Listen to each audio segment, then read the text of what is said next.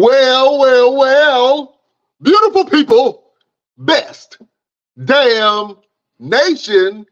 It is Wednesday, and you know what time it is. It is the Best Damn Wrestling Podcast. I am your humble host, Brian Renegade, and with me, I have the best damn crew. First of all, gotta give this man the introduction that he needs. He is the king of grapple, the kickboxing kid. We know and love him as the Green-Eyed Bandit. He's your mama's favorite wrestler, and he can whoop your daddy ass, Mr. Everything, Victor Andrews.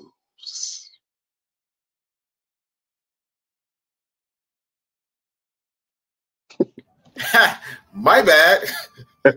You know what's funny though? We say this every single week that I'm your mama's favorite wrestler and I can whoop your daddy's ass. You know, somebody's daddy tried it. Somebody's daddy tried it. Now he's my best friend. He's coming to get some personal training lessons from me now. And you don't whoop this ass into some personal training. Absolutely. Listen, I don't fight for free, and if you're gonna fight me, it's gonna be expensive. Okay? Because first you're gonna pay me for the fight, then you're gonna pay me for whatever I break. So whatever I break, I'm gonna have to help you with your strength and conditioning to rehab the break. Then you're gonna pay me for some personal training. Okay. Then you're gonna pay me for some self-defense classes. Then you're gonna pay me for some boxing classes. That's an expensive ass. I think we'd rather just go to the bar and just have a drink. It's cheaper. Yeah, it's a lot cheaper than fixing broken bones, man. I dig that, man. What's going on with your partner? Nothing much, man. Nothing much. That's my living. Life is lifing too much, man. I want to be a Toys R Us kid again. Oh man! Breaking news! I heard that Toys R Us are coming back. Get out of here. Online? Probably. They ain't coming back in real life. They ain't getting no retail stores. You know what I'm saying? Kids don't even go to toy stores anymore. They don't. Kids don't even know what toy stores is anymore. They go to Walmart and like, oh yeah, that's the toy store. No, that's not the toy store. That's Walmart. Yeah, I just thought about that, man. Yeah, there's no toy stores in America anymore. That's crazy. No Toys R Us, no KB Toys, no Kids R Us. That was it. I remember. Yeah, those are the for babies are us, but those are for babies. But anyways, ladies and gentlemen, before we get started with the show, we're gonna give this man the introduction that he so deserves. He is the El Capitan of the ship. He is the forerunner of the front line of this army, and he's getting ready to get married. Ladies and gentlemen, the man is about to jump the broom, tie the knot, lock on the chain, and we're not going to clink. Ladies and gentlemen, I'm Brian Renegade. Well, thank you. What's happening, beautiful people? Thank you for joining us today. You know, we love to talk about wrestling, but we talk about entertainment. We talk about life. We talk about fitness and health. We talk about a lot of stuff. So if you're not into wrestling, it's other stuff that's here for you. We don't care. You know what I'm saying? Just sit here and enjoy the show. Really quick, before we start the show, I would like for us to have a quick moment of silence for everything that's going on in Israel.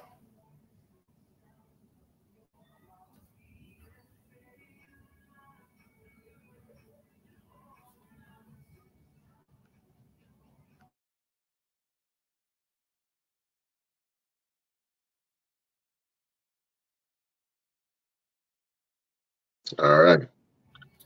And then I want to also do something really quick. If we can, every show in the month of October, give a shout out to all the women and men as well who have beaten cancer. And October is Breast Cancer Awareness Month. So everyone is out there surviving and striving and excelling in their lives in terms of this ridiculous situation that's been plaguing us for years and years and decades and centuries to come. I want to say congratulations for still being here with us and keep fighting because we're right here with you. Absolutely. Absolutely. So to all the soldiers, man, who are still here with us, that beat cancer's ass, Absolutely. you are heroes in our eyes, man. Yeah, that's definitely something that we needed to address, man. But Mr. Everything, it's been a lot going on in the world of wrestling, my friend. Are we getting ready to do it?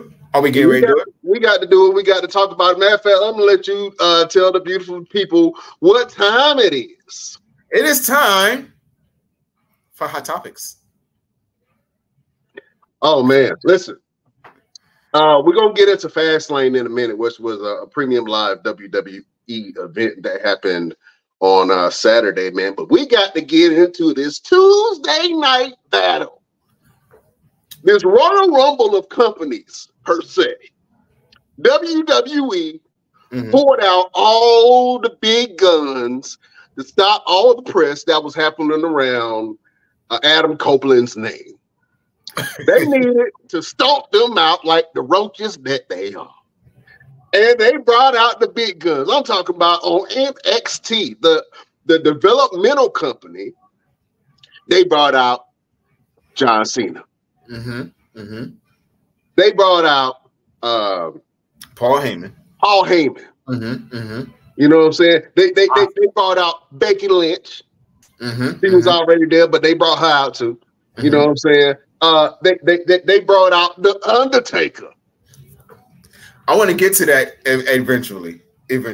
But yes, they brought out the Undertaker. They brought out Asuka. And am I correct? The Judgment Day, was the Judgment Day there too? No? Yes, no? Maybe so. Yeah. I think they were. Yeah.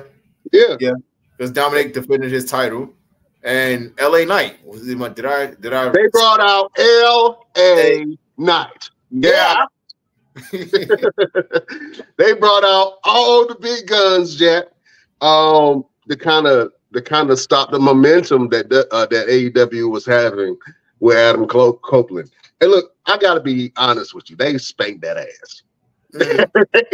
They spanked that ass in ratings, boy. But I think that both companies were very successful on their nights. I got to give credit to AEW because AEW put on some great matches that night. And Adam Copeland or Edge had his first match in there with Luchasaurus, man. And I got to take my hats off to Christian, man, and the work that he's doing. It just seems like Edge right now is probably one of the biggest baby faces in AEW. You know what I'm saying? So I'm excited to see what more Edge is going to do. But just looking at what I've seen, it just looked more of Edge getting beat up and then kind of struggling to come from behind. He's not looking like the dominant Edge of old. Even the Edge from 2 years ago, he's not that guy anymore. You officially have a old timer in there because that's how he moves now. You know what I'm saying? You know what I mean? Like he really moves very slow and gingerly. And I said it before, man. I don't think these cats in AEW really care about your neck, man. They don't care nothing about any injury you ever in your life. I don't think they care, man. And I would hate to see it because I don't want to see nobody get injured. But man, it's going to be tough for Edge to put on some 5-star amazing type matches the way that he can, and deliver the way that he wants to. Does that make sense to me? Absolutely. Oh man. Well, let's get somebody else to weigh on in this thing. He is the ultimate entrepreneur. He's the resident villain of the Best Damn Wrestling Podcast. He is the Don of the Best Damn Wrestling Podcast. Ladies and gentlemen, I have to introduce you to the one and only LPZ. What's happening? Hey, man, what's going on? I didn't even realize what time it was. I'm in here working. Sorry. It's time for some wrestling, man. We talked about the absolute molly-whopping, ass-stomping, butt-whooping that WWE put on AEW in the ratings category for NXT versus AEW on Tuesday night, man. I want you to talk to that real quick. Who were you rooting for? And were you excited about some of the things that happened in NXT and AEW, some of the matches? I didn't get a chance to watch either one of them. To be honest, I just had a lot going on. But I'll actually pull them for AEW because WWE using bully tactics. I mean, you can't brag about beating them in the ratings when you put everybody and their mama on the show. You're like, you want to brag about it, let them beat. Y'all should have beat them straight up. Why'd you have to? Why'd you have to do all that? They could have just did that with Jade Cargill too. I don't think they really needed everybody. They could have just had Jade Cargill kind of make her debut and kept it pushing from there because she did have a lot of people kind of like, oh wow, who is this and what's going on type of deal with showing up at Fastlane, which that didn't make any sense to me at all, honestly. Yeah. Okay, although, and I'm gonna have to interject, and I ain't mean to cut you off, LP, but although that didn't make sense to you, it made all the sense to me when she came out in this outfit, Jack. Man, oh yeah, she had all the tongues in WWE wagging. I ain't never seen HBK and Hunter Hearst Helmsley, Triple H, Paul Levesque look at a black woman the way they looked at Jade Cargill. Never. They looked at every other time. You ain't got no choice. As their kids, but when she came in, they was like, "Oh snap! Hey, how you doing? Anything we can do for you? You thirsty? You want some water?" Boy, they was all on Jade, boy. Go ahead, LP. Yeah, I'm just saying you can't look past. She is an amazing, beautiful woman. Even if you don't even like muscular women, she'll make you change your mind because she's amazing. It ain't no other way to put it. Like, good Lord. Yeah. I think that a lot of people were happy that Jade is here. We talked about it last week, man, about the alleged trade of Edge and Jade Cargill. It seemed like the companies was working together. That's what Mr. Everything was saying. With everything that transpired on Tuesday and Saturday, do you still believe that, Mr. Everything, that the companies are working together at some kind of capacity? Like I said before, controversy creates cash. They want you to keep feeling like they're at, they're butting heads and they're fighting against each other for the ratings. I mean, if I have wrestling every single day, I don't want to. There's no competition. You know what I'm saying? Like if Monday Night Raw is Monday, then you got NXT on Tuesday, then you got on Wednesday you got AEW. On Thursday, you got AEW, and on Friday, you got SmackDown. There's no competition in that. There's like, okay, I can watch wrestling. I can be a fan of both products, and I can watch it on different days. But if you put the two of them on the same day, it's like, okay, now it's like, oh my God, what I want to watch, and then kind of going back and forth, and it makes the fans want to. It makes them tune in a whole lot more because it's gonna say, okay, what I'm gonna go over here and see what AEW doing. Okay, now I'm gonna go over here and see what NXT is doing because they want to see what the whole premise of the back and forth and stacking the cards up and putting everybody on different brands, like having all the stars on NXT, something that's unprecedented, and having all these big things. Oh, we're gonna be commercial free for 30 minutes and all this other jazz. Like it's a competition thing. It's we wait to make money, and they did exactly what they were looking for. Man, let's go out to the Best Damn Nation. I saw two comments I'm gonna read. The first one is from your boy Slim Majors off of YouTube. He said Luchasaurus in the main event is not the answer for any show. That's why I can't take them seriously, bro. I definitely see what you mean, man. Why would you put Luchasaurus in that main event? And I know it's part of a storyline, and I know we talked about AEW having storylines, and I think that's what the direction that they're headed with this whole Luchasaurus Christian thing. So I get it. It makes sense why they did it. But yeah, you're right. I think I would have put somebody else in that main event spot with Edge that could draw some attention. Because once they announced that The Undertaker was going to be there, that was it. It was a wrap. Like, it ain't nobody. Name one person on the AEW roster, legend or homegrown, that's going to compete with The Undertaker showing up on the show. By himself. That's it. That's Name it. me one. Not Sting. Mm-mm. Not Mark Henry. Not Big Show. Not Jericho. None of them. Not none of them, buddy. Nobody. Once they announced that The Undertaker was going to be on NXT, that was a wrap. They didn't even have to do that. That was just like dropping a bomb on a place that's already blew up. Like, why? You ain't even have to do that. Come on, man. It's like, but they had to put that stamp on that thing. They had to go ahead and put him to sleep. And The Undertaker definitely came out, man. He gave a nod to both Carmelo Hayes and Braun Breaker, man. I thought that was a really great thing for The Undertaker to still give that acknowledgement and nod, man. But having John Cena on the show, that's just crazy. That's just craziness. Now, are we going to address the elephant in the room? What's that? I love The Undertaker. He's my favorite. He is the reason why I got into professional wrestling. He's the reason why I've done a lot of my moves as far as a dive over the top rope and everything else. But man, you can tell he's been sitting at the house.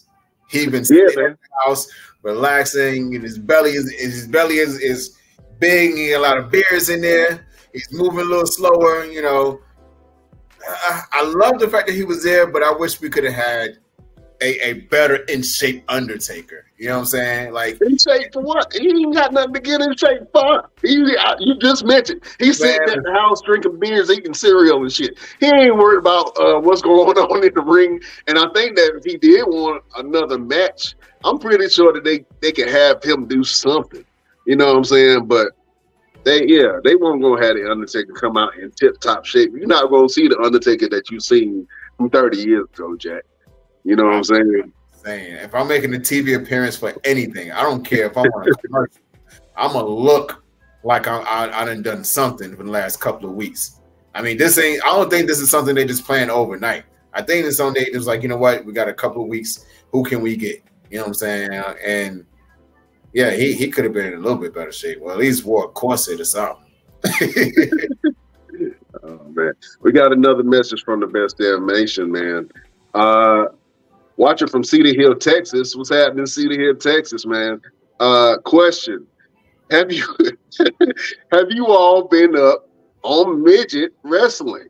Yes. I don't want to call it midget wrestling. I mean, I don't even say. I don't even feel right using the term. I'm gonna just say little people. I guess I don't want to be. I don't want to be disrespectful. That's what it's called. That's what it's called. Midget wrestling. That's exactly what it's called. They got Midget Mania.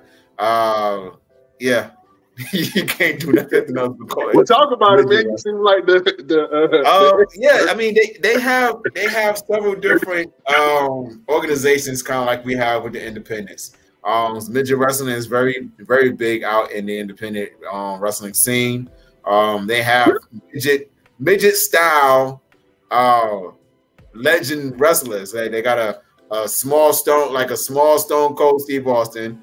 They got a little Dwayne Johnson Rock. They got a little Kane, and like it's cool, man. You should really check it out. They got some really good talent out there. They're really good out there and get busy. Oh man, okay, all right, yeah. I've seen some stuff before, and they do get busy. You know what I'm saying? Some of them do get busy. Mm-hmm. Yeah, I just didn't know it was a whole league, man. Slim Major said, yeah, they come to NC a lot. They say they come to NC a lot. Okay. Yeah. Go ahead, Mr. Everything. Yeah, they do make a lot of appearances in North Carolina, mostly in Fayetteville, mostly in the Fayetteville area. Okay. Let me ask you a question. Would you wrestle a little person?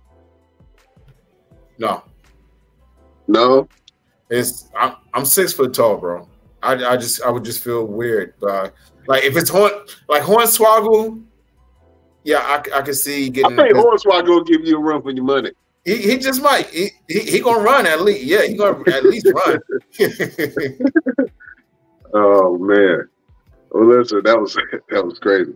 LP, with the NXT and AEW feud that you saw, would you like to see more of that, like more of them competing on the same night, or do you like how the format is now, where they have Wednesdays and Saturdays and Fridays for AEW, and then WWE has pretty much the rest of the week? I mean, me honestly, I really feel like it can stay like it is because did we really see AEW versus WWE? I mean, we kind of did, but we kind of didn't. To me, and this is the way I look at it. To me, it showed that WWE doesn't believe in their current roster. You don't need. Why you got to pull out all the old cats if you believe in your roster? Like, if your roster is what you say your roster is, and your fan base is what you say your fan base is, you didn't need to do none of that stuff. So to me, I feel like WWE is a little nervous, and that's why they did that. Edge is a part of their show now, so it ain't like that was a big deal for them. But like that, what to me that really wasn't an AEW versus WWE. That was AEW versus Legends night. That wasn't no fair. That wasn't no fair comparison because AEW be whooping NXT ass in the ratings, and they know it. They have beat them. They have beat them plenty of times when they went head to head. But people want to talk about this and talk about now AEW got beat by WWE.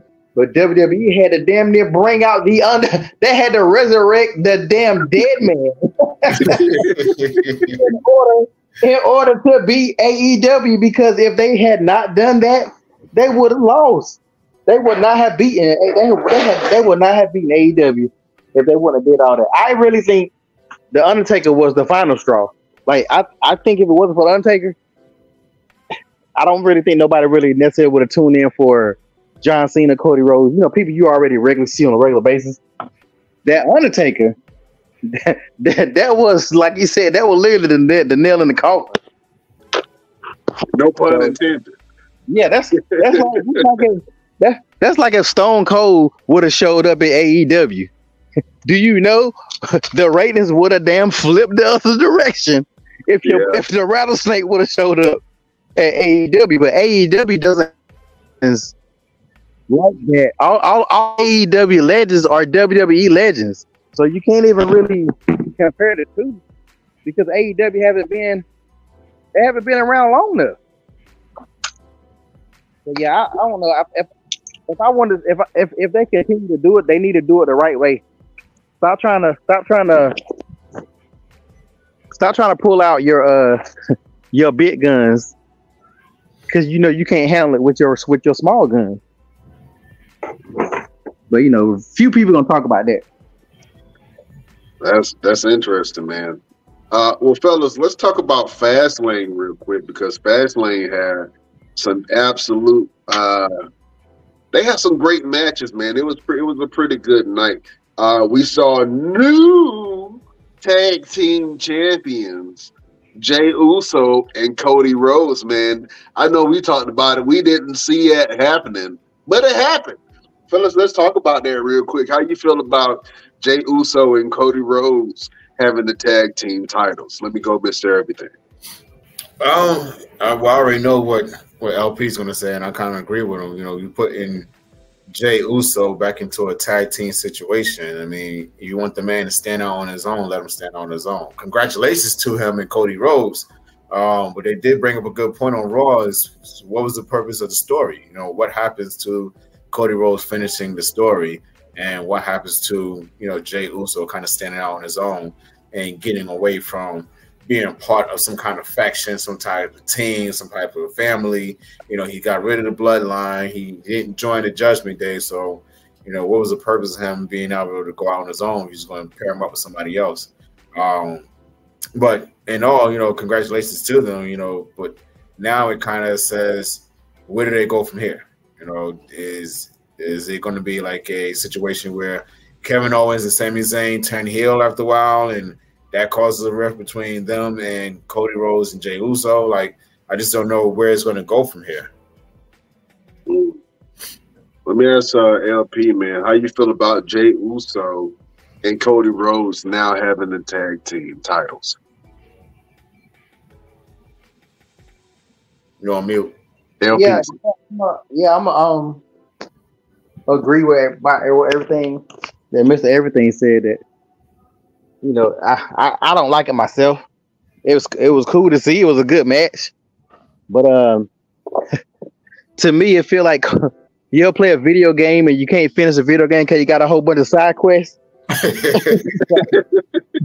It's like how the hell Cody is supposed to finish his story when he got a new side quest every week?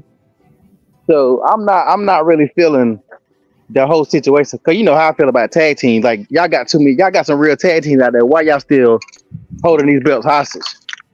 And yeah, Sammy and KO is definitely about to turn here. KO if nobody else. I don't know about both. You can feel it coming. Like, I don't know. It's just like with Kevin, when he gets to a certain point, you know he about to turn on somebody. And I kind of feel it. And I know that the blogs are kind of hitting that Sammy and KO might split up soon, and Kevin might turn on Sammy. But dude, how many times can you turn your back on somebody before they just like, you know what, this ain't gonna work out? Because I know that Kevin is gonna turn his back on Sammy. It's gonna happen eventually. But you got a point that there are some really great tag teams on both both Monday Night Raw and SmackDown, right? So I would rather have seen a true tag team take that. You got a point on that. Judgment Day, they don't lose nothing by not having the belt. They had that period in time. They need to go ahead and do something with Damian Priest in that briefcase, to be honest with you. But a lot of people are happy to see it, and a lot of people aren't. Did you guys see? Hold on, we got to talk about this. Did you guys see Jey Uso and Cody on the press conference afterwards? Oh yeah, Jay was drunk as hell. Jay was lit. Jay had one way too many, bro. I'm like, damn, bro, how many drinks did you have? Because he was in there, he was getting it. He was celebrating like he ain't never won a belt before. Like, come on, dude, this is regular for you. Why are you so happy? Right. It's like, how many times you don't won the tag team titles? I mean, you should feel the same. It should feel the same. He definitely was. That was one of the funniest press conferences I've ever seen. I tell you that. Yeah, he was definitely drunk on that press conference. And I'm gonna be honest with you, if I just won something that big, I'm gonna be drunk on the press conference too. I'm gonna be talking about it. But that was a great moment. And to be honest with you, I think that the WWE was kind of pressured to do something with Cody Rhodes, man. So why not put him in a belt on him? You know what I'm saying? And that does give him a little bit of validity, and it gives him some status in the company too, having the tag team title. You know what I mean? Yeah, but he's had a tag team title before, so it's like, I think everybody realizes what they're trying to do, and everybody realizes, like, look, so y'all really gonna wait until WrestleMania of next year before Cody even looks in his direction, and then not what, you know, let's say that the writer's strike is over now. That's why, you know, John Cena about to dip out any damn way. And The Rock, you know, that little Rock stuff is out the window because the writer's strike is over with. So them boys about to be out. So hold on, before I ain't mean to cut you. I'm gonna let you finish what you about to say, but then I want to go back around to that writer's strike thing. Go ahead. No, I'm just saying. So the time WrestleMania, I guess by the time WrestleMania comes, are they really gonna let him go for the belt? Are they gonna start that storyline up? Because they kind of putting themselves in a situation where they got to. Yeah, I still don't see nobody else. Roman hasn't been on TV for about 2 months, or at least a month. It's been a while, man. Yeah, so And the strongest competitor, one of the strongest competitors on SmackDown that I thought was going to challenge Roman for something was AJ Styles, man. But they just been making AJ Styles look so weak the last couple of shows and matches, man. I don't know what the hell they doing with AJ. You know, he ain't got long. He he ain't got long, man. A lot of these guys, they pushing it, so he ain't got long. Even though he's still an amazing wrestler, man. But they dropping the ball with AJ, and I'm not sure if they're gonna do AJ versus Roman, which I think they should. And then the obvious, man, which I don't know why they ducking. Give me Bobby versus Roman Reigns, man. But for some reason, they don't want to pull the trigger on some of these matches with Roman, and I think that I'm not sure even what the next pay-per-view that Roman is slated to be at, which is crazy. You know what I'm saying? So, man, we'll see. But you just mentioned the writer's strike a few minutes ago, and the question that I have for you guys, man, especially you, ALP, is we talked about that with the releases of WWE talent. And then some of the talent that kind of went over to another company in AEW, like an Edge, right? And we talked about that there's no loyalty anymore in the game. So with the writer's strike going on, think about this. WWE television has still been going on. I wonder why they haven't been affected by the writer's strike at all. That will probably be because the WWE writers are not considered movie and television writers. They're probably not even under that union. They're probably, or they might have did it and somebody else been writing it for them. But I don't think that the writers, I don't think their writers are under that union. I could be wrong, but the fact that you bring that up and I haven't even thought about it, this really shows that you got to think everybody has writers. ESPN got writers. I mean, a lot of these, every show we watch got some form of writers. Everybody's not up there just saying what they want to say. So for the most part, they are, but a lot of them still got scripts. So I think that's why you probably didn't see it. Mr. Everything, I just asked LP, why doesn't he think that the writers for WWE, why they haven't been affected by this writer strike, or why they haven't joined the writer strike? Do you have any input on it? That I do not. Only thing I could think of is the fact that they're under a different program in terms of unions. They're under something totally different other than getting regular everyday TV shows and movies. I don't think they're under something to where they would have to join a strike that they may be getting paid some way differently, with it being WWE. Yeah, they got a point on that, man. Well, hopefully we see more writing. You know what I'm saying? But I was just thinking about that. I was like, why haven't the WWE been affected by the writer's strike? But you're right. Once Hollywood gets back swinging. And I don't know why they're going back, because things are still going to change. The strike did absolutely nothing. We'll put a pause on stuff, because ultimately, if these companies want to use your likeness to be able to do more movies and stuff, they're going to do that. You know what I'm saying? It's no stopping it. You think it's going to be a stop it, but there's no stopping there. So I don't think that the strike really did anything other than prolong the inevitable.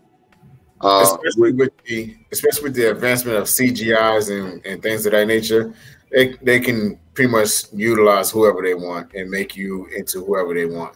And advancement of the AI now, that's a new thing that's pretty much going around, where they can pretty much make a movie with anybody and anywhere. So I think that the writers is like, you know what, I'd rather just go back to work. Yeah, you got a point, man. Oh man, so yeah, we'll see where that whole thing transpires, and if John Cena decides to stick around. But he tries to be involved with the WWE every year, so I guess he's doing that so he can say when he retires, "Oh, I've been doing this for X amount of years." You know what I'm saying? So John Cena is about to be out. He's done. I guarantee you, he's gone. At the end of this month. Yeah, he came and got that little money on the side, but if The Rock would have been in better shape, The Rock probably would have did the same thing. But nah, them boys said we got to go back where the real bread is. made the Marine Part 26. I'm out. You said the Marine 26. Yeah, I think they probably got as many franchises as the Fast and the Furious, man. Yeah, they got about 10. About 10 damn movies. I know the Miz took over for most of it, and he got killed. And he got killed in the last one. And shot. Oh my God, you should. It's so horrible. Like I watch the movie sometimes. It's so bad. But if you ever get a chance to watch The Last Marine, just watch it just to see Shawn Michaels running down the pier. Shawn Michaels trying to run is the funniest shit ever. And then he got a fight with Becky Lynch. What? I gotta watch that. I haven't seen that at all.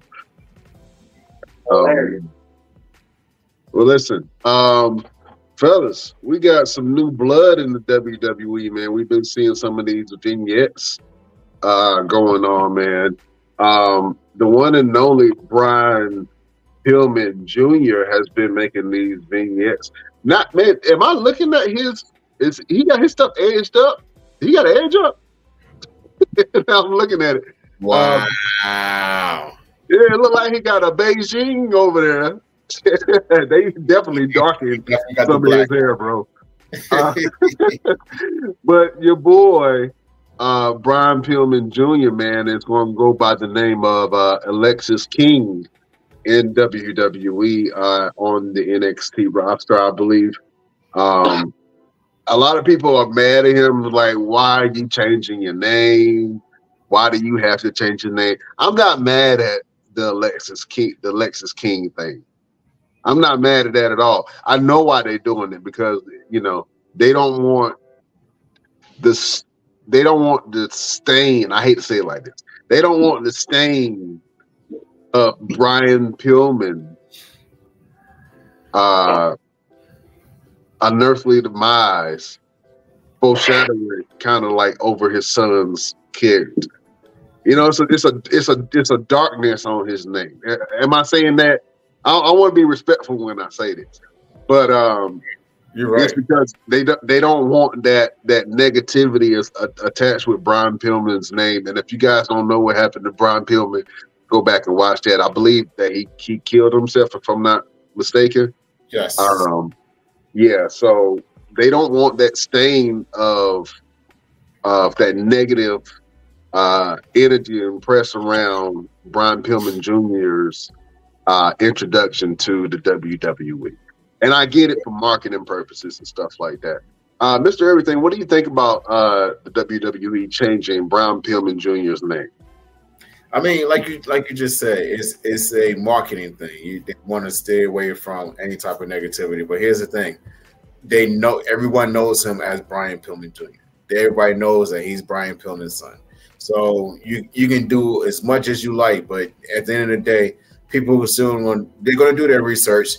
They're still going to know any information that you try to kind of cover up. So why not just go with it? It's just like when Chris Benoit's son, they were talking about him getting ready to start wrestling and whatever, and they were like, "Oh well, we don't want to do." And they did the same thing with Braun Breaker. Same thing with Braun Breaker. They could have had him come in as a Steiner, but they changed his name. So we'll see how it works out for him. I mean, Brian Pillman Jr. is a really good talent. I've shared a locker room with him many times. So let's see how well WWE treats him and how well he treats WWE. Have you ever faced Brian Pillman Jr. in the ring?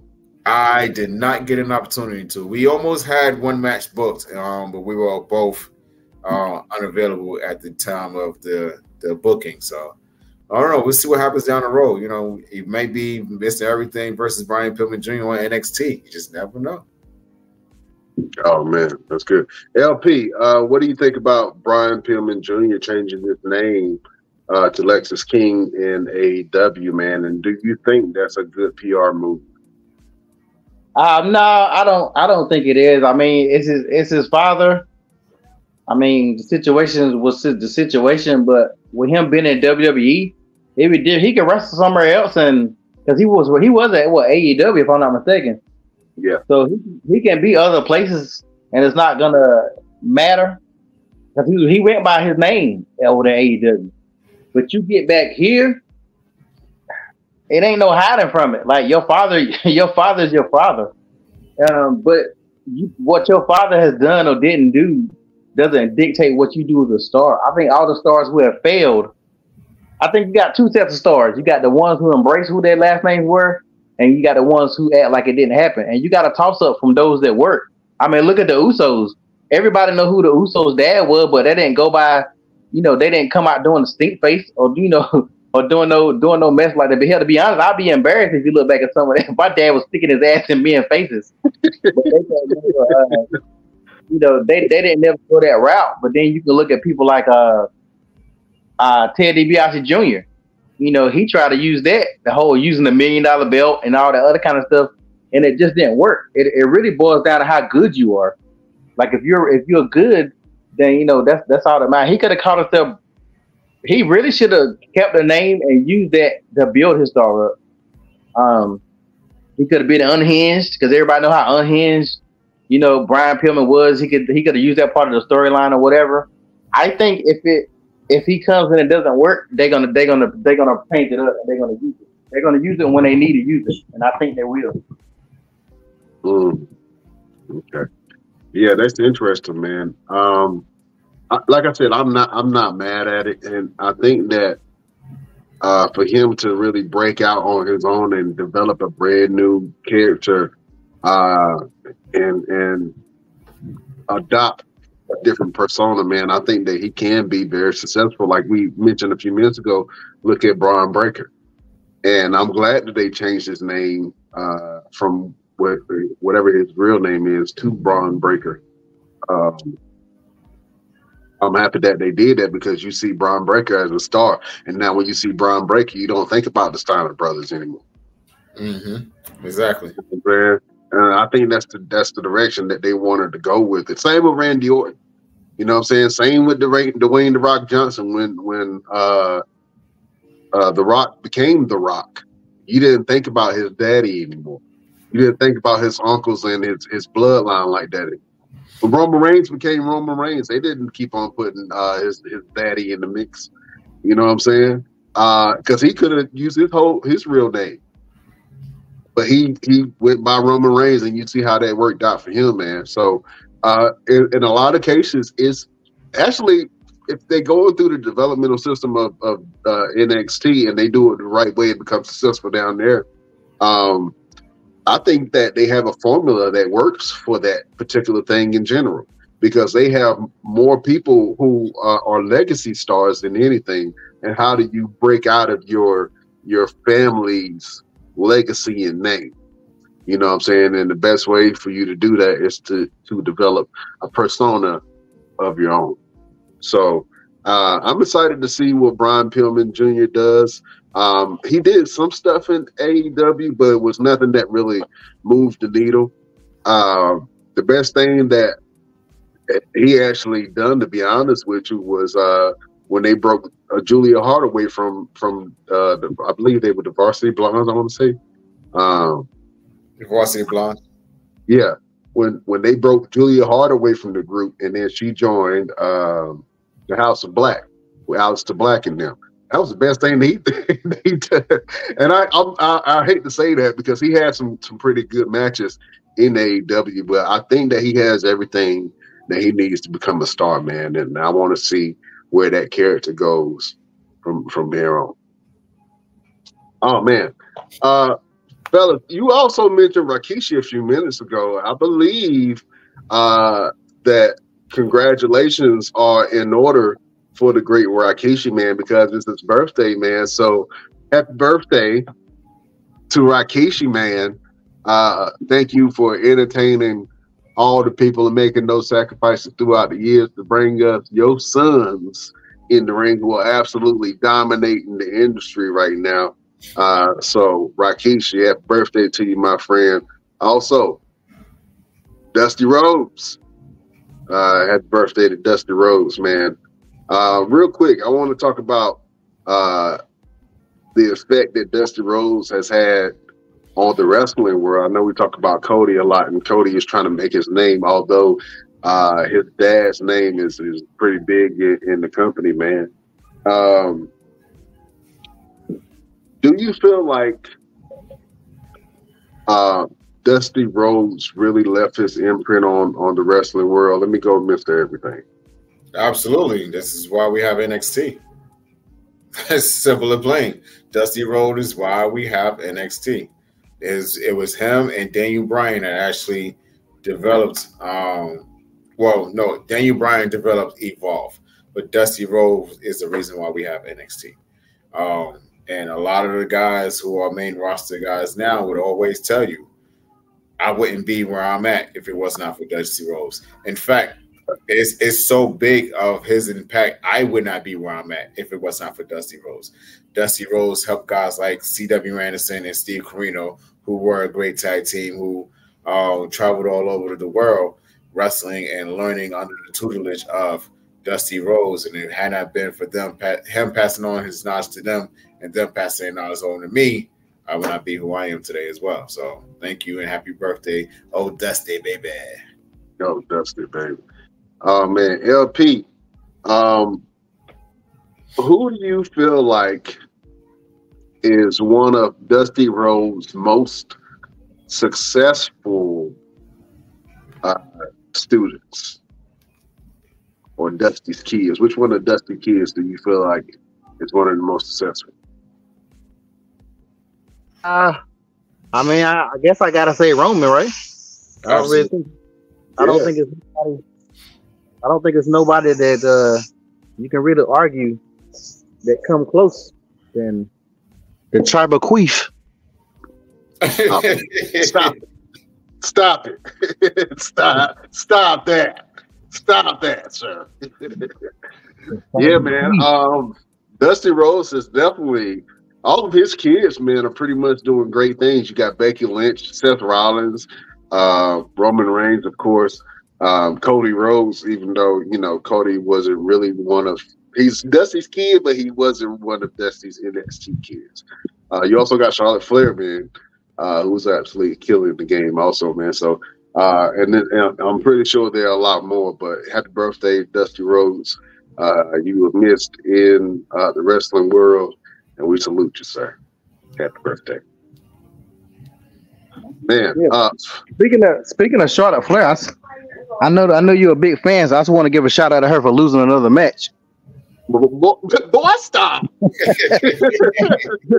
a shout out to the Queen who lost her second match. She's down there crying at the end of that match.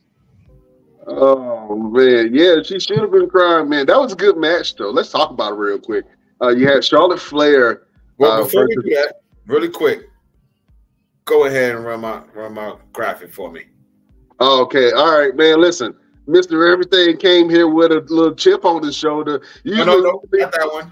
The best damn wrestling match. Okay, I got you. Beautiful people, Mr. Everything got something for you. Mr. Everything, tell the beautiful people what your best damn match of the week is.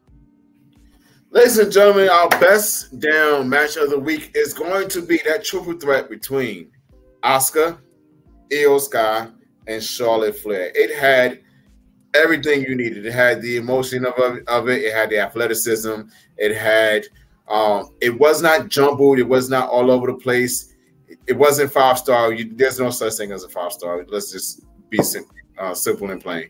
But it's very strong, high 3, low 4-star type of match. These women went out there and did their thing. And it's one of those matches where we really thought, I mean, we said it last week, it was like, whatever. I'm rooting for the Rough. But I was in there and I was invested. I was invested in this match because Io Sky and Asuka did exactly what they needed to do by keeping Charlotte Flair out of the picture. And as they did that, it kind of made you feel like, okay, Charlotte's going to win this match because she's not having anything involved in it. And she's going to come in the last minute and steal the match, steal the win, take the title. And that didn't happen. Io Sky still walked out with the championship. So hats off to those ladies because they just got the best damn match of the week. Oh, man. Ladies, you got the stamp from Mr. Everything. I was surprised that titles did not change hands in that match. First of all, I got to give my credit and hats off to Asuka. Listen, Asuka and Shinsuke Nakamura are both operating on a different level. And to be honest with you, I love to see Shinsuke using the red mist. He used the red mist in one of his matches. But listen, soon as the bell rung in that triple threat match, Asuka hit Charlotte Flair with the mist. I thought that was brilliant. And that's a great way to start the match. It's a great way to kind of separate and get one of the strongest competitors out of the match. I think Asuka looked strong in that whole thing, man. And as much as I wanted to see the Queen win that, Io Sky still pulled out the win. Am I mad at it? I would rather have seen the Queen take that. You know what I'm saying? I would rather have seen the Queen take that. I don't know. I don't know. We'll see. I think they're going to do something with Bayley. I kind of feel like that's the direction that they're going. Because other than that, why would you keep the belt with Io? This is true. This is very true. You know what I'm saying? Other than that, why would you keep the belt on Io? If you know that Io isn't really she's holding down the belt. Don't get it wrong, but she's not elevating it. And like she can. And I think that she should lose it and then try to regain it. And I think that second time, and that she'll have the respect that she deserves. But right now, I don't think that, even though it's her time, I still don't feel like that it's her time. Whose like fault? She used to won. Let's talk about whose fault that is. That's not her fault. Like, whose fault is it that these champions, such as Io Sky, or even when Austin Theory had the belt, or some of these people that got the belt now, like, am I the only person that feels like none of the champions are really champions right now? But with the exception of Gunther, say what you want, Gunther's consistently putting in work, but the other stars, they're not pushing them like they're supposed to be pushing them for them to be to them to be having the belt. Nobody's hardly ever after the belt except for whatever they need to do for a pay-per-view, or just to make a match. It's like it's no real rivalries going on that can really make you be like, get fully invested. Like, you guys remember when how Stone Cold and The Rock made the Intercontinental ship feel when they was battling so hard for that belt. When you got, even when John Cena with a US title, like, these guys made these lower belts exciting, but these newer people, we're not newer people. It's like every champion right now. Look at everybody who got a belt and tell me, who do you have looking forward to them defending the belt? Like, what kind of story does any champion, like, break down every champion right now? With the Gunther, from even Roman, like, none of the people that had the belts are really act like champions. Let me say this, because I think that Gunther is one of the only ones who was competing for his belt without a storyline. Really, his storylines is we got to see who's going to beat Gunther. It ain't a story of I want to be Intercontinental Champion. That's not even the narrative anymore. It has shifted to who's going to beat Gunther. Same thing about Roman Reigns. It's shifted, but the difference is that Gunther is constantly defending his belt.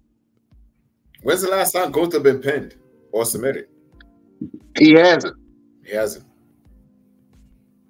He hasn't. Yeah. It's been a good minute.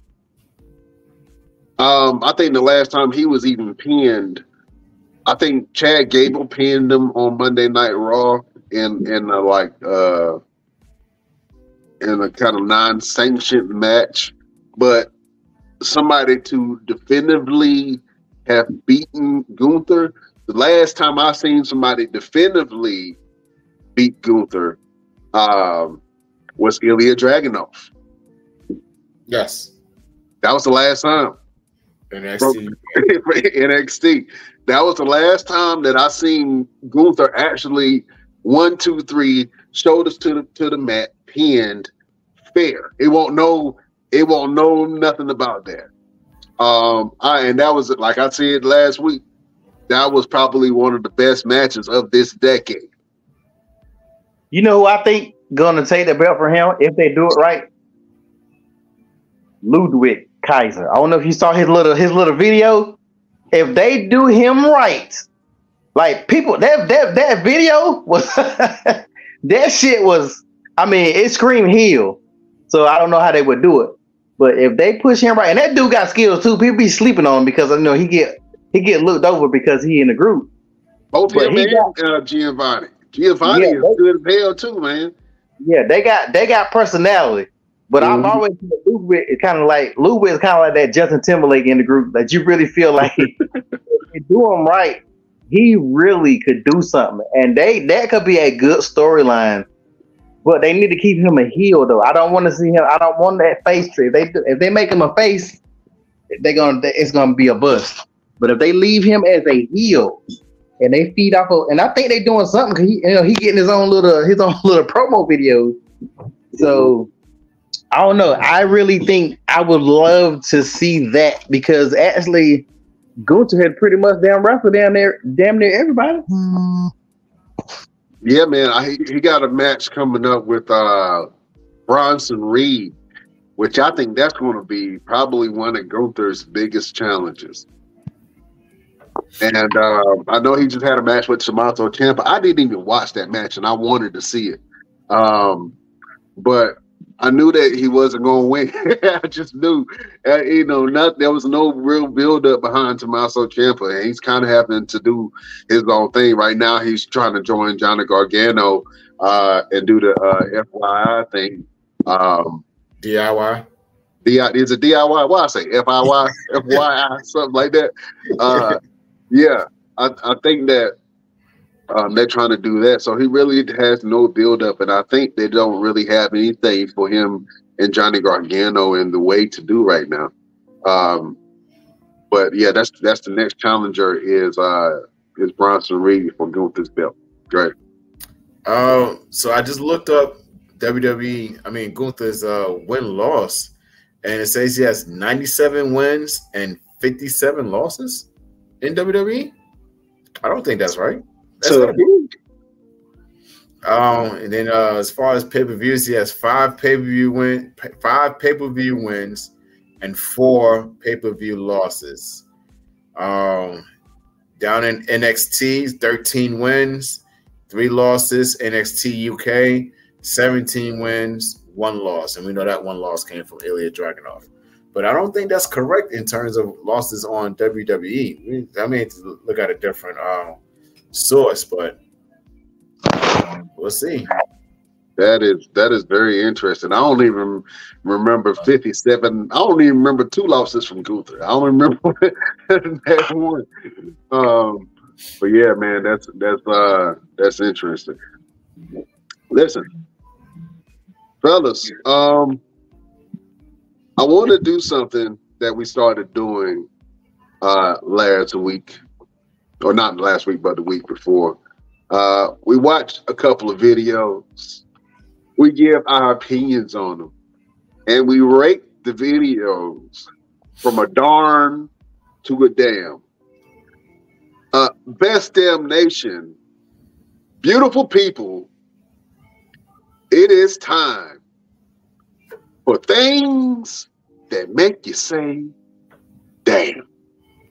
Here's our first video. Goes out to that one motherfucker that stabbed you in the back one too many times. You know what that is? Empty shot. How we run. Oh.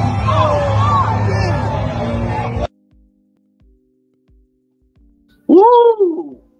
I think that was a Frankensteiner. It was a poison rana. That's what it's called. You knew When her big ass was over his shoulders, that something was gonna happen. Especially when she locked her knees up, I'm like, yeah, something finna Something happen. On that man's shoulder with your legs straight out, like straight out. Hang on. Threw his balance all the way off. And then she actually did it because she bent her knees and then fell back and couldn't control her weight. So he wasn't strong enough to catch that. Fellas, let's go ahead and rate that video, Mr. Everything. What'd you give that Poison Rana on a scale from darn to damn? I'm gonna give it a Ron Simmons. Damn. A Ron Simmons size. Damn. I dig it. LPZ, what would you give that Poison Rana, man? And if you missed it, let me show you guys again. Goes out to that one motherfucker that stabbed you in the back one too many times. You know what that is? The shot. How we run. Oh.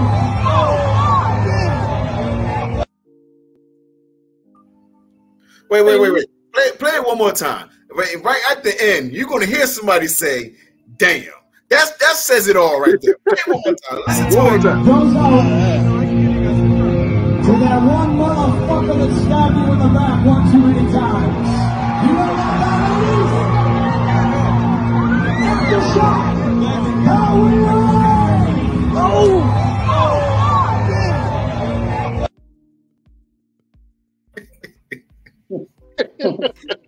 I heard it. I ain't heard it the first time, but I heard it the third time.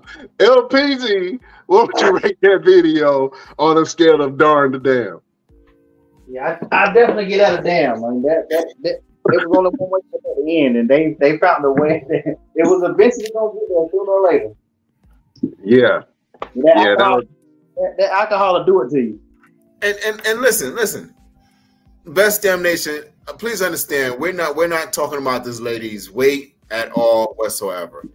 You could be small and still have that same situation, okay?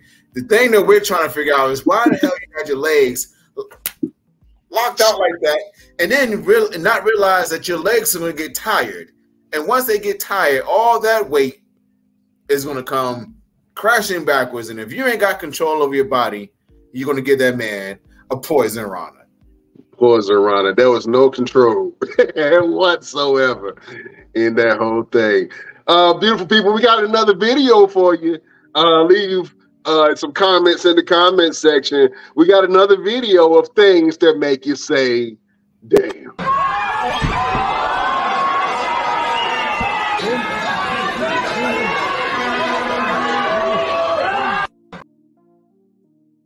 You need some milk.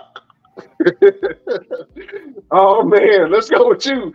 LPZ, what would you rate that video on a scale of darn to damn? I gotta get that a double damn. Yeah, that man's spine is broke. All the way broke. Oh man.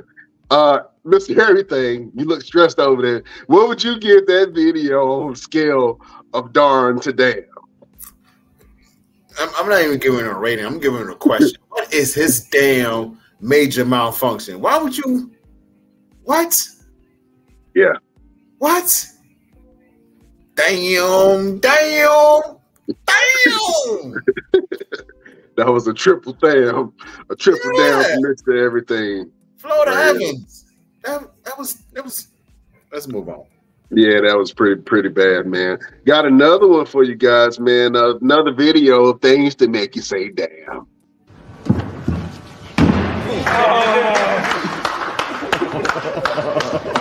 Muy bien. That's good. It's fun, isn't it? Nomás que le regrese el aire y ya. Are you okay? It's fun, right? Yeah, it's great fun. That was your boy Gordon Ramsay trying his hand at wrestling, man. He just did a simple rollover front flip and landed on the mat and act like somebody broke his whole body. Fellas, what would you give that performance on a scale of darn to damn? Let me go Mr. Everything to the wrestler of the group. What would you give his try at taking the bump? in honor of Gordon Ramsay, I'm gonna give that a peppery damn. That damn had a little bit seasoning on, a little salt bay on it. little season made. Oh man, LPZ, what would you give Gordon Ramsay's attempt at taking the bump from Dawn to Dale? Man, sometimes you gotta know when you're too old to try new stuff. You ain't gonna give it a try, LP? Come on down to the ring. You gonna give it a try? Nah, not unless I'm under the influence of alcohol. I know better to do certain stuff. Like I'm 45, so all of a sudden I'm gonna take a bump. I mean, I think I'll be all right with a little bump like that. But I know if you don't know what you're doing, a small bump like that could damn near paralyze you. Straight up. I think we should all go to the ring one day. All of us get together, go to the ring, and everybody get in there and take a bump and see how it feels. And then report back to the Best Damn Nation and tell them how you feel in terms of darn to damn. I'll take a bump if I can give a chop. You got to get one and take one. I've taken chops before, so that's not a problem. It's been a while. I got more cushion, but yeah, I'll take a chop. Yeah. Straight up. Okay. Yeah, we can make that happen, Jack. We can make that happen. Now, you're a little silent over there. You ain't on mute. You down, LP? Oh, it depends on what kind of bump you talking about. You ain't about to have me hurt. Well, ain't gonna have a flare bump off the top rope or nothing, unless you feeling froggy. Nah, I definitely know I ain't feeling froggy. That's why I said. Oh man. Well, we're gonna try that out. We got some more videos to check out, fellas. This is a threefer. This is how you destroy somebody's back right here. All three of these things. We gotta rate these from Darn to Damn. Best Damn Nation, I want you to put Darn to Damn in the comment section. These are more videos from things that make you say, damn. Ow. Oh my Lord!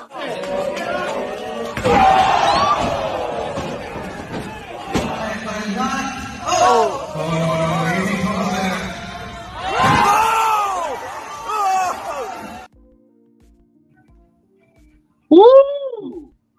That's how you break a back right there. Oh man. All three of those videos gets a damn. I just dropped my light. Damn it. All those videos get a damn from me. That was pretty cool. Mr. Everything, how would you rate those videos? And for everybody that missed it, let me show you guys again. Ow. Oh my Lord!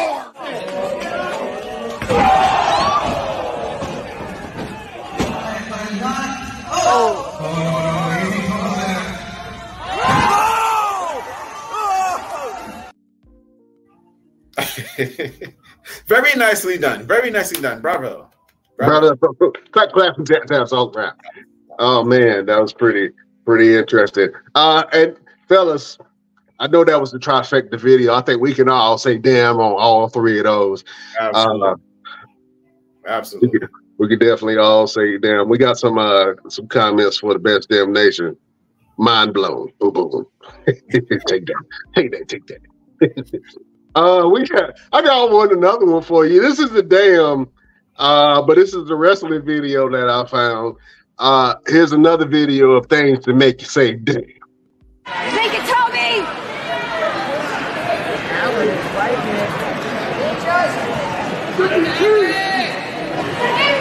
Make it tell me!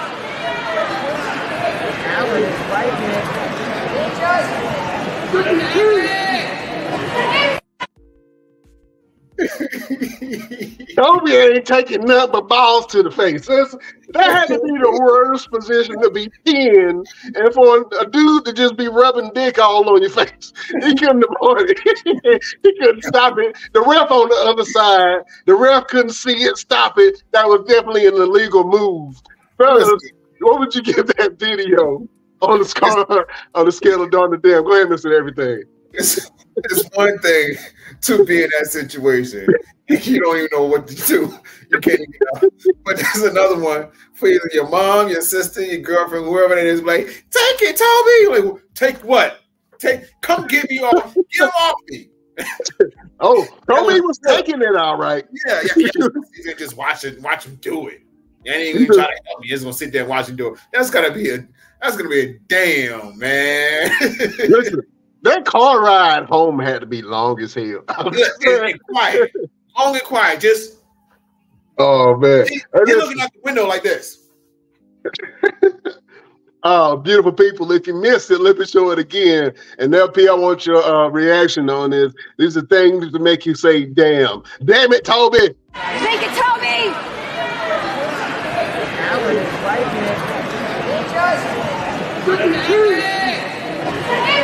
Thank you, Toby.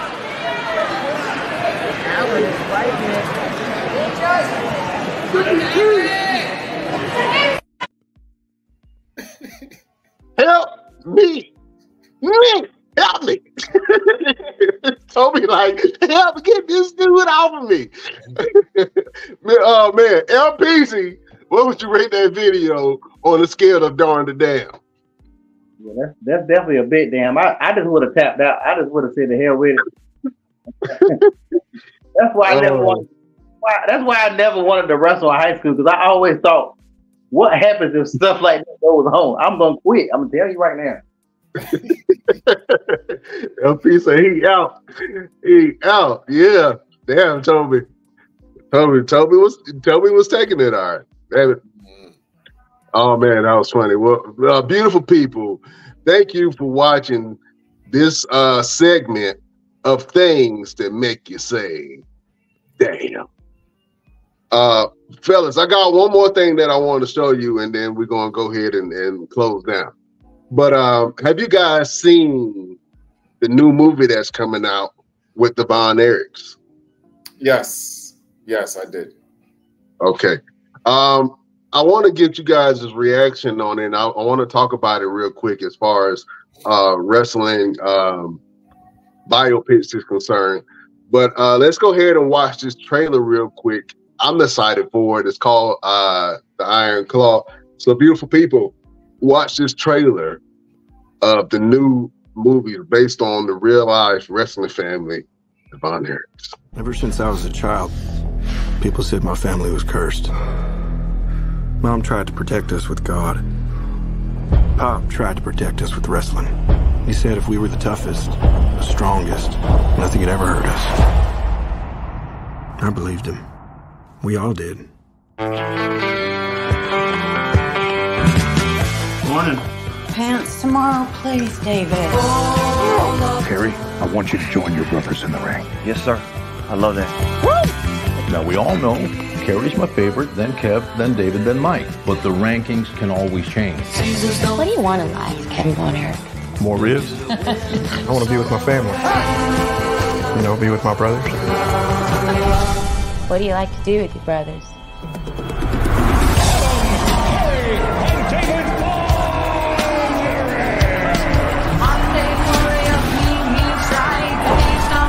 Together, we can do anything. We're here to restore justice to the Wrestling Federation that our father built with his own two hands. The hands that were passed down to us. The hands that will deliver the Iron Claw to you. So what do you think? Like we're alive. I love your family, Kevin. Hungry, Uncle? Yes, sir. Oh, man, that makes me so happy. I'll talk to you about something, Mom. Dad's too tough on us. You gotta say something. Baby, that's what your brothers are for. Feel that? You feel that? That's pressure. Maybe you push it too hard. I'm fine, Kev. Seriously, I'm just sick. I'm scared, man. Get all out of control. That's a terrible accident. I should have stopped him. I need to think about my family. Your job is to wrestle. Live up to that deal, or we are through. I told you to look out for him! I just love being out there with you guys. It's the only thing that matters to me. The Bonner will forever be the greatest family in the history of wrestling.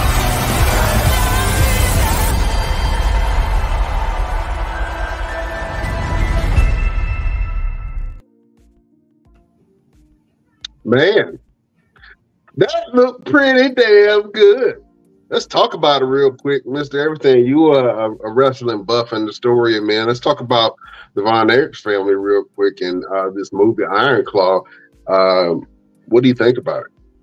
Well, it's going to be an amazing movie. When we talk about family lineage and the story behind, what happened in terms of the family, the Von Erichs have a very large story in terms of how their family was brought up, the wrestling aspect of it, what happened ultimately to each one. The Von Erichs were one of those families who was looked at as having some type of curse on their name. And some of them was able to kind of get around it, and mostly all of them ultimately kind of fell victim of it. And if you pay close attention to whenever you guys go see this movie, Zac Efron is one of the main characters of this movie, and Zac Efron is an amazing actor all on his own. MJF is also casted as Lance Von Erich. Then we have one of my friends, Brady Pierce, who is an independent wrestler. He is wrestling as Mr. Michael Hayes. We have Ryan Nemeth, who is Nicholas' brother. Chavo Guerrero is also in this movie, and you're going to see like a host of different guys who will wrestle on independence that's going to be part of this movie. So it's going to be interesting. It's going to be great. It's going to be an amazing film.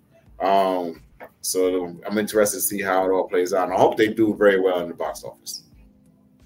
Yeah, I hope they do too, man. I'm happy to see it. Let me ask you guys a question, man. What do you think is the best wrestler movie that's out there? Like movies that are based off either the lives of wrestlers or tell the stories of wrestlers. I'm gonna go ahead and mention one. One of them for me is The Wrestler with Mickey Rourke. I thought that was a really good depiction of how wrestlers go from being on top of the game and then starting to age out, and then try to figure out where their role is in the world and in the wrestling world, even if they feel like they can still go when everybody else is telling you that you washed up. And you still feeling like that you're the superstar that you are. And so I think that movie was a sad movie, man. It was very hard to picture. I still every time I go to the supermarket and I go to the section where they cut the meats for you, and they you tell them what kind of meat you want, like if you want some ham or some turkey, and they take it all the wrapper and then do the slicer. Every time I see that slicer, I always think about the scene in the movie where he got upset and then he put his hand in the slicer. It just give me the heebie-jeebies. So I still think about that. I still think about that scene to this day. From you guys, man, what do you guys think are some of the greatest movies that depict wrestlers? For me, I'm gonna have to say again, like you just said, The Wrestler was a really good wrestling movie that really honed in to the aspect of becoming a professional wrestler and everything that you really have to go through in terms of living a regular life and reliving a wrestling life. So that one is on the top of my list. Yeah. What about you, LP?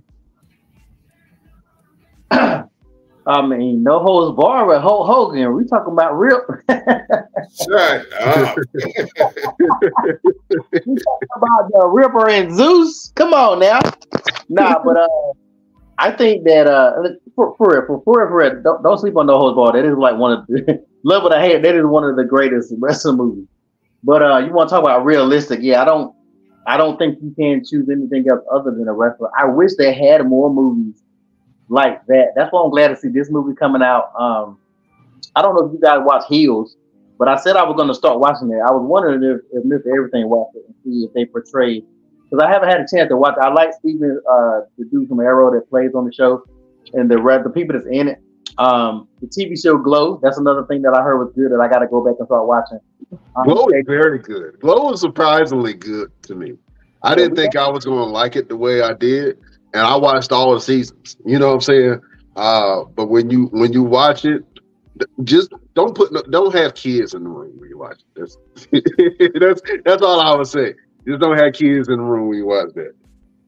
But yeah, the Glow series is actually a really good one. I'm glad you brought that up, LP, because that really shined the light on women's wrestling and the way that it was depicted and how everybody viewed it. So I like that aspect of it. Also, Wrestling with My Family, the story of Paige, or what's her name, Soraya now, from AEW. That movie was really good. Wrestling with My Family, I really dig that.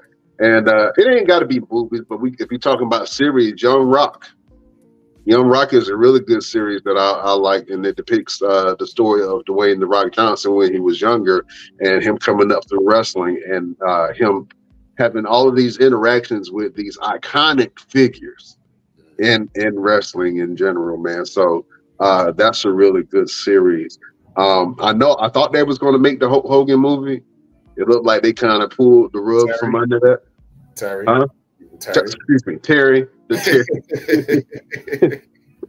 They kind of pulled the rug from under that, man. And, I wanted to see it, but, let me ask you guys a question, man. If you had to make a movie based off of any wrestler's life that would be interesting and cross over into different audiences, which wrestler's story would you choose?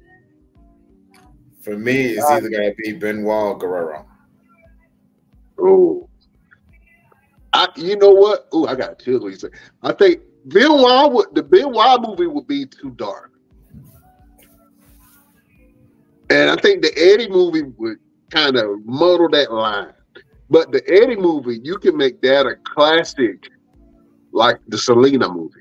Yes. You know what I'm saying? Like how it was a cultural kind of thing, and people got behind it. I think if you made a movie on Eddie Guerrero, man, and if you tell a lot of truths, I think that movie can really do good and really cross over into other audiences that's not even wrestling fans. Mm-hmm. Mm-hmm. That's good. LP, what wrestler would you make a biopic on? I mean, arguably the greatest wrestler of all time. You got to do Ric Flair. You got Ric Flair definitely should be on the list. I want to see it before he passes, so he can have as much as Ric Flair. I'm surprised nobody has thought about. If you think about the biggest icons in wrestling, we can argue back and forth, but Ric Flair and Hulk Hogan are two names that even if you don't know much about wrestling, you know those two names. Like everybody doesn't. A lot of people know The Rock because The Rock because of the movie. But you want to talk about like just straight wrestling. Those two are the Freddy Krueger and Jason of horror films. Like, you know what I'm saying? Like, you can't find even your granddaddy or your grandma. They know Ric Flair and Hulk Hogan. They probably be like, they still wrestling? That's what most people right. Wrestle. But like even my moms and my dad knew Ric Flair. Like I think both of them deserve a story. I'm not the hell with Flair. I mean not Flair. The hell with Hogan. But I definitely would like to see a Ric Flair movie done right. I think more wrestlers need to have their own movies because just like everything says, even if you're not a fan, because that movie was nominated for Oscars and other kind of stuff. Like, even if you're not a fan, when you get a movie like that and you get people invested in it, that shows a lot about the story itself. And I think quite a few wrestlers got some stories to tell. I think you could do a movie with JR. I mean, JR has been, look at him on the flip side, not being a wrestler. I think a JR biopic, if it was done right, could be great. Well, if you're gonna do JR, you got to take a step further and do Gorilla Monsoon first. But I'm gonna say this: a lot of people aren't familiar with Gorilla Monsoon. Well, I can't say that. I don't know. That's the wrestling fans know who Gorilla Monsoon is. But you have to have somebody that kind of transcends popular culture. And I think a movie on Eddie Guerrero would do that. I think that, like, if I had to put money and say, all right, this is the wrestler that we're going to make a movie about their life, and to get people, like, make a heartfelt movie, I think a movie on Eddie Guerrero's life would really transcend wrestling and be a cultural thing. You know what I'm saying? It'll be a cultural movement if you did an Eddie Guerrero movie. I would like to see a New Jack movie. I think that would be crazy as hell. You have so much stuff that you can pull from with a New Jack movie, even though his name isn't that popular amongst wrestling fans, especially new wrestling fans. Man, New Jack was off the chain, bro. And when you start watching some of these series like Dark Side of the Ring, you start seeing wrestlers who they really are, and who some of these challenges that these guys had to face. Like I said, we just I mentioned that I watched the Kurt Angle documentary not too long ago, and I ain't realized this dude was taking 65 pills a day. Like, of the hard stuff, like, you know what I'm saying? So when you hear stories like that and you start looking into people's lives, it becomes difficult. I think that a Chris Benoit movie, although I would watch it, and I just don't know how they would spin that. How would you end the movie other than the gruesome scene that happened, bro? And it's not an upside to having a movie. Yeah, you would just have to end the movie on a high note. How? Just you have to end it with him winning the world title, and then kind of you have to do it. For me, I would do it to where you see him winning the world title. He's happy. He embraces Eddie Guerrero, and then once you fade to black, you can play some police sirens or something in the back, and then kind of have the words saying, Chris Benoit's demise was brought on by, A, B, C, and D, and da da da da. You wouldn't have to even show anything as far as graphically, you wouldn't have to show it. But you can show. Then why make that movie? If you can't show it, the issues between him, if there was issues between him and his wife, like the arguments and the things that he went through in terms of the things that he took, that the drugs or whatever, whatever it was, you can show those things leading up to him winning the world title. So like the struggle to get into that point, but still it just wasn't enough. Like he still ended up having this bigger situation happen that kind of really clouded his entire career. Yeah. One thing clouded his entire career. Like you can't say anything about Chris Benoit without saying, but he did X, Y, and Z, whether he did or didn't. I think the hard sell you would have for the Chris Benoit movie is whoever writes it. Like, let's say they have him suffering from what's the head thing they said he suffered? Let's say they start talking about that aspect of it. You're gonna have the other side people being like, "Oh, y'all making an excuse for him doing this, yada yada yada." I think that I'm trying to think of a biopic that I watched where the person killed himself. Like, I don't know that there ain't a lot. I don't think there is. And if Best Damn Nation, what we're talking about is which wrestler do you think they should make a biopic based off of their life? You can go ahead and put it in the comment boxes. I say Eddie Guerrero. I didn't say Eddie. Mr. Everything say Eddie Guerrero and Chris Benoit. And we're talking about the differences in between making a movie based off of Chris Benoit's life and making a movie based off of Eddie Guerrero's life.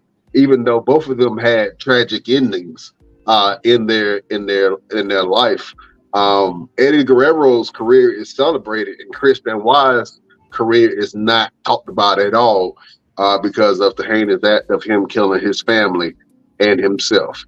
So, who would you guys want to see a biopic movie on? I like both everything that Mr. Everything and LP said.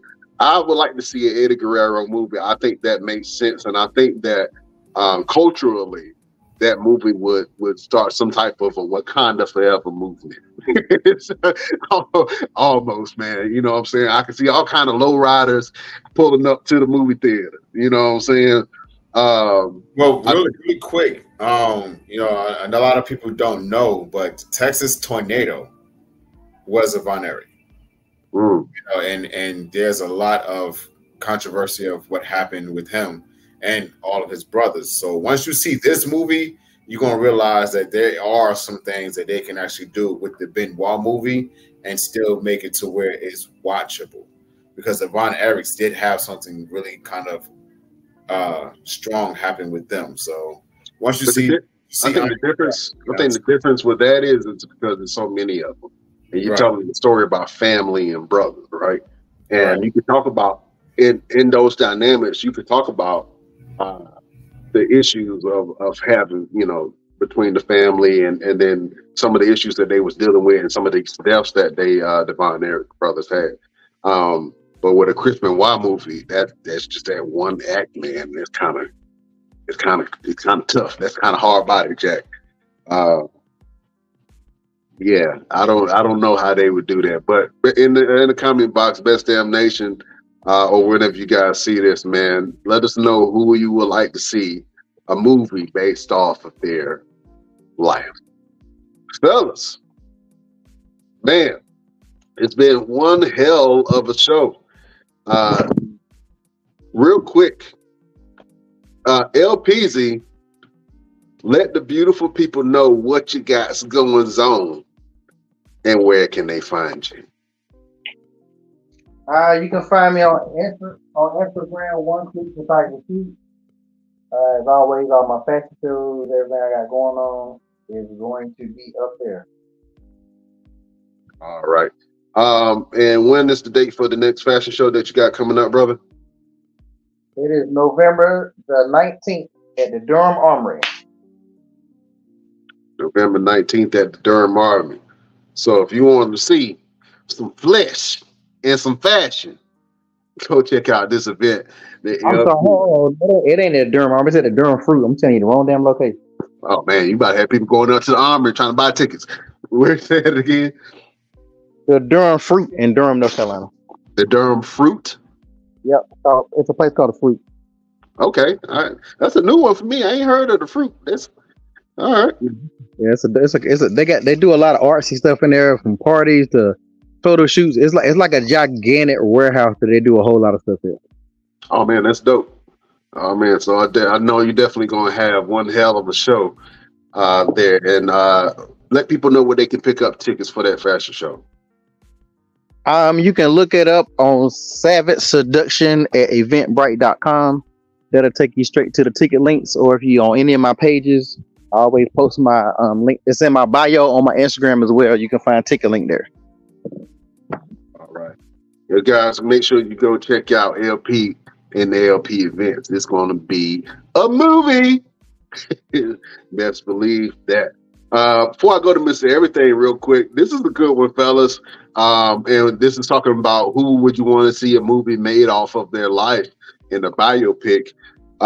China, for the ladies. I like to know how she transitioned and excelled. China would make a great movie too.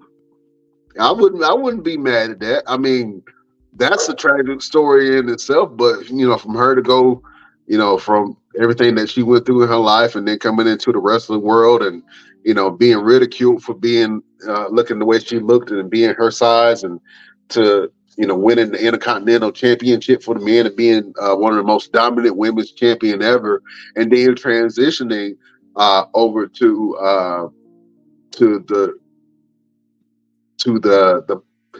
pop world, and then over to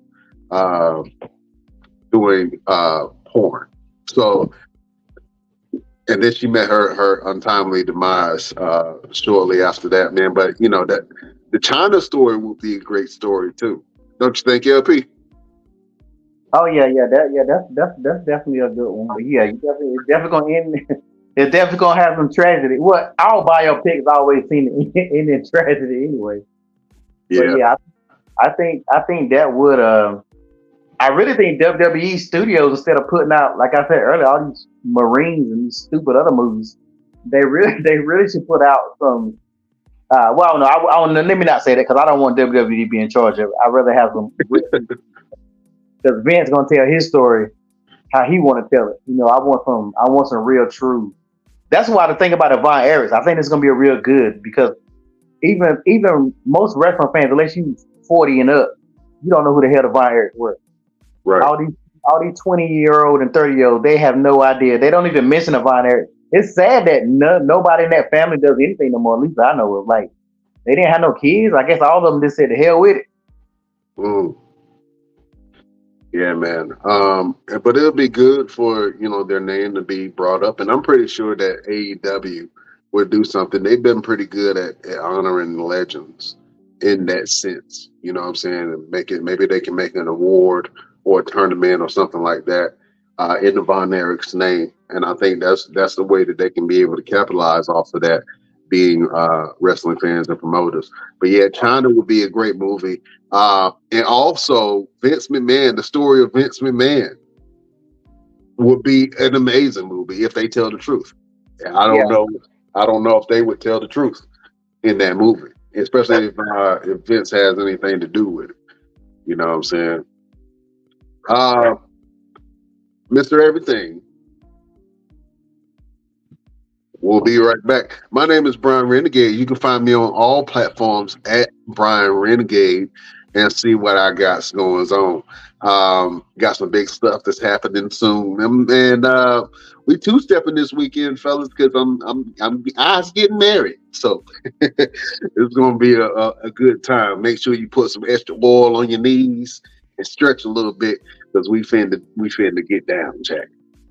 You can find Mr. Everything at the official Mr. Everything on Instagram and on TikTok. And of course, if you would like to follow the show and see everything that we got going on, we got a whole bunch of social media pages. You can go to our Instagram at the Best Damn Wrestling Podcast. You can go to our Facebook group at the Best Damn Wrestling Nation. You can visit our Facebook page where we post most of our content on the BD Wrestling Podcast. You can visit our Twitter, or X as it is now called, at Best Damn Crew. You can go to our Twitch at the Best Damn Wrestling Podcast, and you can visit our TikTok at Best Damn Wrestling Podcast. And if you want to support the show, the only thing that you have to do is go to our link, www.patreon.com/the Best Damn Wrestling Podcast. For as low as $5, you can support the boards and see what we got going on. We got all kind of behind the scenes footage, episodes, extended episodes. And we also got cups, mugs, shirts, hoodies, all kind of goodies for your pleasure. So go over to our Patreon, www.patreon.com/the Best Damn Wrestling Podcast to support your boys. Fellas, we got to do this each and every Wednesday. It's the main purpose for the show. Y'all think this is a wrestling show, but it's really a place for us to give a little bit of motivation and give a little hope to the people. You know what I'm saying? If you need something to get through, you know what I mean? We give you something to get through life. So, LPZ, do you have a final word for the beautiful people? I guess I'll just say that, something similar to what I always say. If you got a dream, just make sure you try to push it. Don't let nobody stop you. Only person that can stop you is you, and that's also the only person you're in competition with. That's right. You're the only person you're in competition with. So be you, do your thing. I like that. That's a good, positive word from your boy, LPZ. Mr. Everything, do you have a final word for your beautiful subjects? I do. And it's not just a word. It is some insight. Let's stop fighting. At the end of the day, let's stop fighting. There's a lot of wars going on right now for whatever reason. And what it all boils down to is two individuals disagreeing. It has nothing to do with everybody else in the world. It's two individuals disagreeing about something because they feel as though they should have more power than the other. At the end of the day, if you destroy the entire planet, nobody has anything. It's a war going on in Israel, and this just does not make any sense to me. None of it. No war has ever made sense to me because, like I said, it's just two individuals who can't see eye to eye, who think their missiles are bigger than the other, who are going to go around and destroying each other's land to say, I own this, and then turn around and expect the people that you killed their family, for one, and the people that you're sending out to do these wars, like U.S., like for instance, U.S. and Russia. If we start fighting, we start going to war. Let's say we win, quote unquote. We beat Russia. We're bombing their land to go over there to say we own this. Now we're going to come back and ask the Americans to give us the money to repair what we destroyed. And you're going to ask the people that you've destroyed their land to give you money to repair what you did. None of it makes sense to me. We need to get to a mindset that none of this belongs to any of us. None of it. We're fighting wars and we're putting out fires for two individuals who can't see eye to eye. We need to put the pressure on the two individuals. If they don't agree, put them in a ring, give them some gloves, tell them have it out, or shut up and go about their business. Because it doesn't make sense to me. So my final word for the beautiful people all over the world is stop. Just stop. Because you're not gaining anything out of any of this. Any of it. It doesn't make sense to me. It's the only planet I've ever been on where the people fight each other for something that they can't look at tomorrow. That's my final word. Oh man, he went all peace in the Middle East on. Hold on. What other planets you been on? I was about to ask that. I was about to ask that. I didn't want to be the asshole. I was about to ask that. I was like, hold on, what other planets? Listen, that's a story for another day. We can't hold the beautiful people no longer. We kept for 2 hours. We can't talk about that right now. We're talking about another. Let's move on. You got the Avengers logo in the back. Like, where have you been? You know what I'm saying? Let's move on. Let me know you up here traveling space and time. What you getting the grades for? Oh man, I can see it. Man. Oh man, listen. I think my final word, and it's kind of hard to go after Mr. Everything with that speech, man. But I just to slightly echo what he said. In our life, in our situations, choose peace. Choose peace. A lot of people, I remember it was one period of time where I was just angry all the time. And I didn't know why. I was angry around my family. I go home and I was lonely and angry. And I didn't know why I was so upset and angry until I had to sit with myself. And I had to figure out why I was feeling the way I was feeling and then talk it out with somebody. And then do some internal work. And then ultimately, I had to learn how to choose peace in my life, no matter what was going on. And even if all hell was breaking loose, I had to learn how to keep a cool, calm, and collective head because I'm a natural leader and there's people that depend on me to lead. So in your life, when you have turmoil and troubles, when you have things that's irritating you, when you have somebody that's not working with you, when you have a partner in your house that's nagging you to do certain things, or you have relationships and dynamics in your family that are not comfortable to be in. Choose peace within yourself and choose peace within your life. And that will translate into other parts of your life. You know what I'm saying? So a lot of people choose violence. Somebody say something to you the wrong way, you immediately get angry. You immediately want to fight somebody. You immediately want to take somebody's head off and cut somebody out. But in your life, if you choose peace, then you will find everything that you've ever been looking for. That is the word from your boy, Brian Renegade. Fellas, did you like that word? Absolutely. Absolutely. Yeah, I loved y'all words too, man. I appreciate it. Best Damn Nation, man, we almost going over 2 hours. We can't hold you no longer. Mr. Everything, real quick, tell the people where they can find you, what you got going on. This Saturday, we got Brian Renegade's wedding.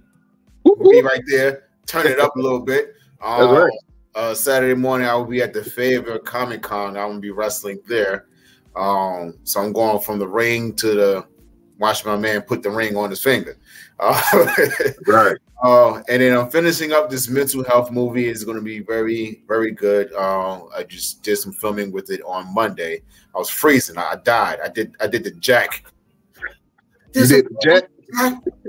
Because I had to get in the pool in 2-degree weather. But we made it happen. We're almost done. We should be done filming by this Friday. And we should have that available to you guys by the end of this month. And I know you're a big advocate for mental health, so I definitely want to send this project over to you so that way you can get it out there. Right? And we're going to have available for the Best Damn Nation. And then next week I will be in Charlotte and Tennessee, so I'm all over the place. So you guys want to follow me? Look at my TikTok. I'm all over the place on TikTok. I'm doing some amazing things on TikTok. So follow me, official_Mr. Everything on TikTok. And if you want some of that exclusive content, go to his OnlyFans. Send me a message on my Instagram to get a link to his OnlyFans. Oh man, that's cool, man. Well, listen, beautiful people, show us some love. You can check us out on all platforms wherever you get your podcast. We're on iHeartRadio, Apple Music, yeah, Audible, Pandora. Wherever you get your podcast, you can listen to the boys at the Best Damn Wrestling Podcast, and we appreciate you. You know what I'm saying? Shout out to all the truckers. We got to give love to the truckers. Shout out to everybody across overseas that watch the show, man. You know, we have a huge fan base in Mexico, a huge fan base in what's the country? Dutch people. What's it called? Skip my mind. No, Poland, Switzerland. Copenhagen. Where's Copenhagen at? Copenhagen. Denmark. Sweden. Yeah. Over that way. Yeah, all that. Denmark, Sweden, that whole area. Over there with them and them. Over there with them and them. Yeah. Shout out to them and them. Over there, them and them.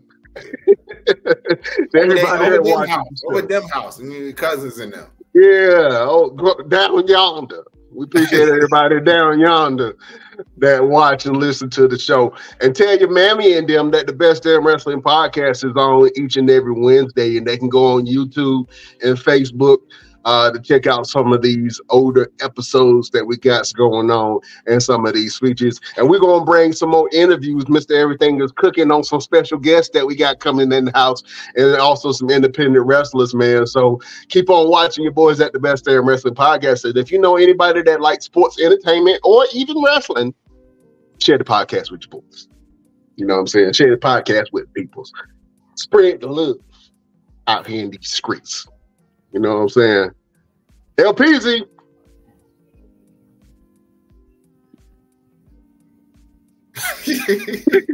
I'm just waiting for you to say something. LPC, Mr. Everything. Your boy Chef Showtime is showing you love from wherever he is right now. And Brian Renegade. We love you. We can't hold you no longer. Thank you for watching us. We will see you next time on the next Best Damn Wrestling Podcast. Fellas, you both are gentlemen and scholars, sir. Beautiful people, we bid you adieu.